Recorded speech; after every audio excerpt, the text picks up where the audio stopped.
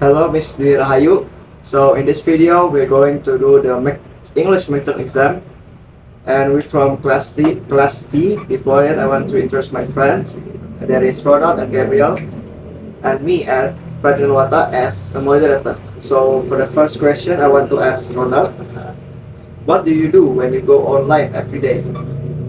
Okay, every day as an online student, I engage in my various activities to support my learning and personal growth. I attend online lectures, complete the assignments, and participate in discussion with my classmates on the university platforms or using a Discord. Uh, and I also use the internet for additional research, uh, like reading the academic journals and collaborating in online study groups and others. Uh, Beyond academics, I explore the current news like articles and forum to expand my knowledge through platform like Google, YouTube, and other social media. Okay. For the second question, I want to ask, what do you want to do in the future and why? Okay, in the futures, I hope to work as a data analyst. I'm down to these roles because I love uncovering useful information data from data and using it to make better decisions and find the analyst sides of the jobs fascinating, especially when it comes to talk problem with a data driven solutions. Moreover, I think there will be lots of jobs opening for skilled data analysts across different industries, which means there will be a main challenge for me to progress and develop in my career. Okay, so do you have any question for me? Yes, I also have a question for you. Okay, Ferdinand, what are the problems caused by dramatic pollution growth? So, in my opinion, the dramatic population growth can cause some problem. For example, poverty. Poverty can be the problem because the explosion of the population of growth, and because of this, there is the spread of disease. Because the poor living condition, because people can afford a good living style or condition. Do you have any more question? Yes, I have a question. Okay, next, what are your personal opinions on success and failure? Okay. So I think success and failure is a learning process for me.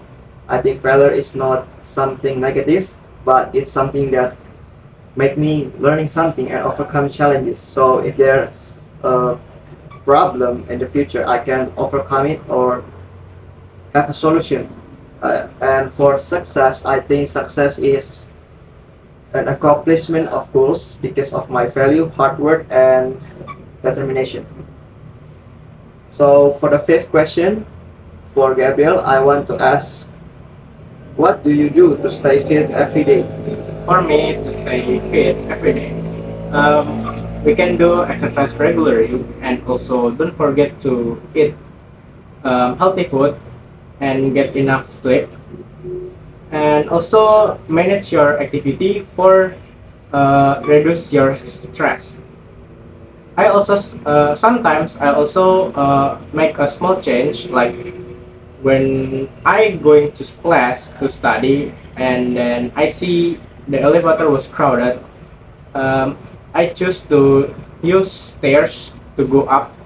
Um, so at that point, I do small exercise that can make stay fit. And also to make stay fit, don't forget to uh, keep your mental health. Take care of your mental health. Is it important as physically activity and overall well-being? Okay. for the last question, what are your interests and hobbies? Do your interests and hobbies changes as you grow older, and why? Um, as I've gotten older, I've become really interested in investing because it feels like playing a strategic game, but with real money. Even as the new interest has grown, my hobby is still same like when I was a kid, is playing a game. Uh, as my hobby has grown, it has sharpened its edge by offering more competitive and fun gaming challenging and being able to make friends with others virtually. Interest and hobbies, for me, interest and hobbies can change at any time if we see more potential in the future. So in the second part, we're going to explaining the picture that we choose, and in this picture, Rona going choose is number one, and he going to explain it. Okay, the picture describe about a group of the peoples demanding decent housing with banners reading "We demand decent housing." In this action, peoples greeted energetically, voicing their right to have a decent and safe place to live. They show their patience to change the pure housing conditions for the better. Each individual in this picture may have a different backgrounds and story, but they are united. It's the same goals, getting the housing that everyone deserves. The banners they carry symbolize their desires to be noticed by the governments and society for their serious housing problems. Not only are they expressing their dissatisfactions with the poor housing situations, but its action, I think, it's also a call for actions and inclusive and sustainable solution from the authorities. Okay. So I personally choose picture number five, which show a picture where a group of people wearing t-shirt and shorts are gathered in a hall in the morning, and I think they are doing yoga or some stretching on the mattress. And I noticed there is a speaker uh, in front of the audience, so that so they might be doing yoga while listening the music, so they can get the feeling. I just picture number two in this part.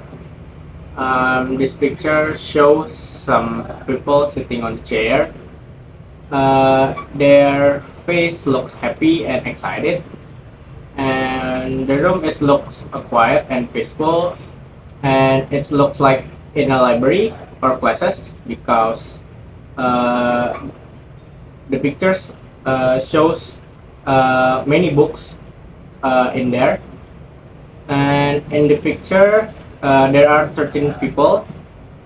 Everyone is dressed in casual clothes like jeans and tops, and some people with the green shirt are holding some paper. So for the third part, we're choosing a topic about the best way to stay informed about what's happening in the world, such as TV news, social media, friends and family, school, and newspaper. For starting, I want to ask for an opinion. Okay, in my opinion, one of the best ways to get information about the world is through TV news. I often watch the TV on every night. They provide extensive coverage of the current events from around the world, and with visuals, I can better understand what's going on. I agree with Ronald's opinion. TV news does provide extensive information. However, I prefer getting information from social media. I can follow a news account that I'm interested in and get a real-time updates from there.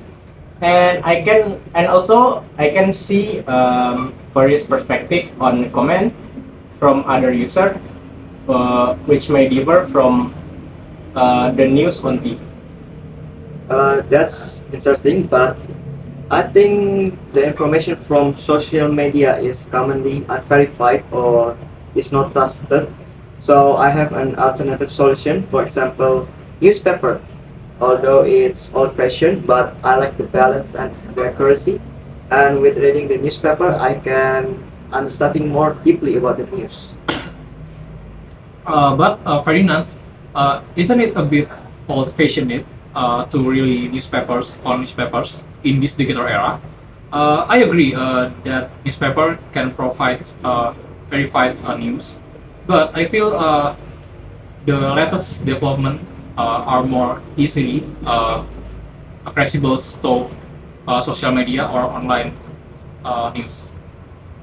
Um, uh, that opinion might have a point, but I think the existence of various sources of information does help us to gain a more comprehensive understanding of the world, not just through one media, but by seeking information from different sources, we can gain broader of more critical perspective. I agree with that, Gabriel.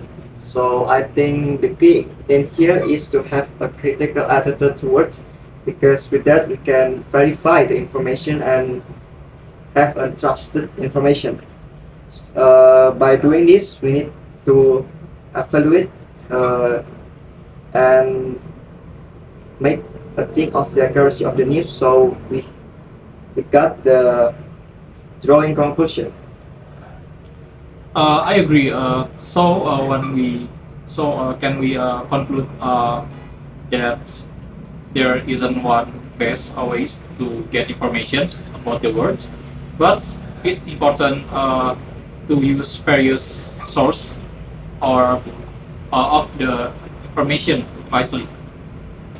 I agree with that because we need to improving our skill by seeking and evaluating and analyzing the information. And well, I think we can end our discussion. Thank you for the discussion today and very interesting insight. Thank you, everyone. Thank you. So in this fourth part, we're going to explain or discuss the same topic as part three, but we're going to explain it more, and I have some ideas to add. First, it is podcasts and audiobooks. They offer a more depth discussion and analysis in various topics. They also providing another avenue to stay informed. So what do you think about this, Ronald? Okay, that is great addition, Ferdinand. Podcasts and audiobooks indeed provides convenience ways to consume the informations, especially for those who prefers listening over reading.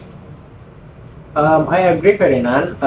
Podcasts and audiobooks offer more immersive experience and can cover topic in greater detail.